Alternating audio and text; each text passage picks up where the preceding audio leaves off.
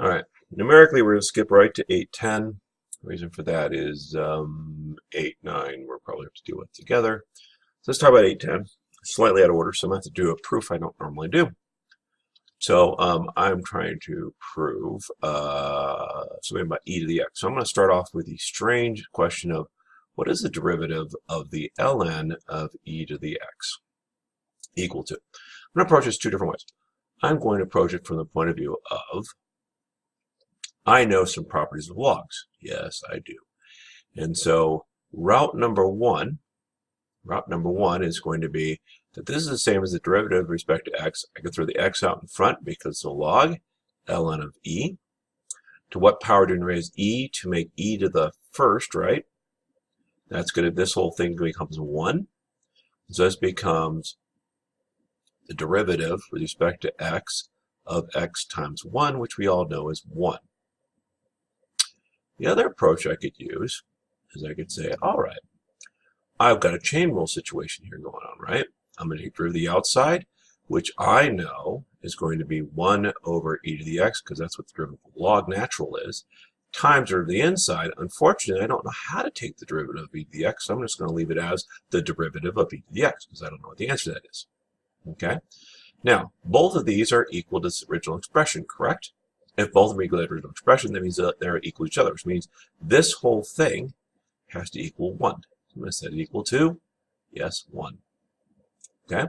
When I do that, I get 1 over e to the x, derivative with respect to x of e to the x equals 1. I'm going to move the e to the x to the side. I get the derivative of respect to x of e to the x is, weirdly enough, e to the x. Now, this shouldn't surprise us because your trig teacher last year spent some time talking about what e to the x does is it allows us to say that the slope of a function is equal to the function. That's what e to the x does. And this is what this says. The derivative of e to the x is, in fact, e to the x. Okay? The slope of the function e to the x. So anywhere along the line, if you pick a value of x equals 3, for my e to the x function, okay? At 3, the value, so the point would be 3, e to the 3. The slope at this point would also be e to the 3. Okay? So both the function and the slope are the same. That's the property of e to the x. That's why we like this function.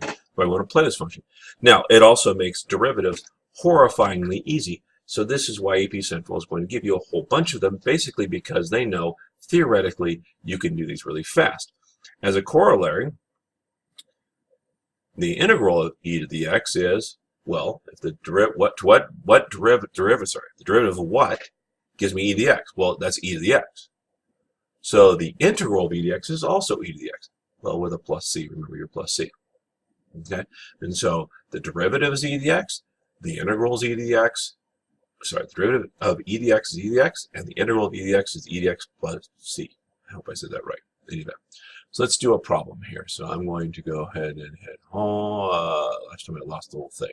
Let me pause this. Assignment 810. So if I've got one laying around here, I thought I had one ready to go. 810. 810. Ah. Teacher unprepared for class. All right, here we go. 810. And first one is f of x equals 2e to the 2x. Well, if that's true, what is the derivative? So f prime of x would be equal to, well, that's not an x up there, so I'm going to have to do a chain rule, right? So it's going to be e to the 2x, the derivative of the first part I'd change, which would just be e to the 2x, times the derivative of the inside, which is 2, because that's the messed up part. Okay? So the second one, and that's how you do 35. Okay? Okay, so this is the game we're going to play, right? We use all the old derivative rules. Try 37. When you pause this until you get done with 37. Okay? I'm going to start it in just a moment. Square root of x, which I know I'm never going to write that way. I'm going to write it as e to the x to the 1/2 power. All right, pausing. Okay, unpause when you're ready. Okay, here we go.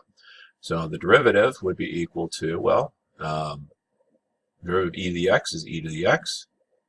So the derivative, I'm going to tack on a chain. That's the wrong thing. So I'm going to tack on, what's the derivative of x to the 1/2 power? It's going to be 1/2 x to the negative 1/2.